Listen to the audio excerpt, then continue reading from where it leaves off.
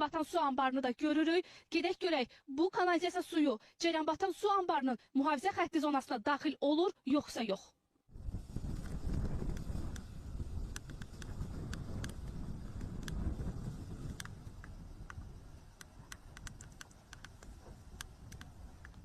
Bu da gedə biləcəyimiz son hissə. Ataların yaxşı bir deyimi var, deyir, görünən dağa bələdçi lazım deyil. Bu kanalizasiya suyu hazırda yanında dayandığımız Ceyranbatan su anbarının mühafizə xətti zonasına daxil olur. Göründüyü kimi kanalizasiya suları su anbarının mühafizə xəttindən keçərək üzü Ceyranbatan su anbarı istiqamətində axır.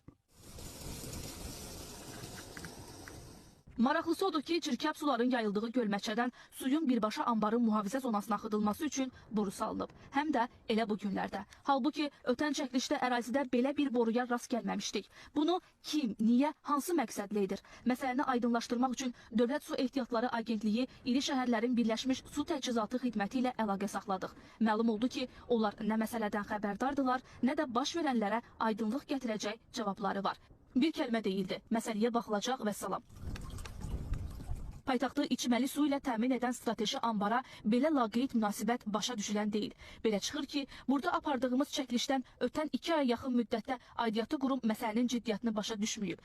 Əks təqdirdə bu müddətdə çirkab suların qarşısı alınardı hər halda.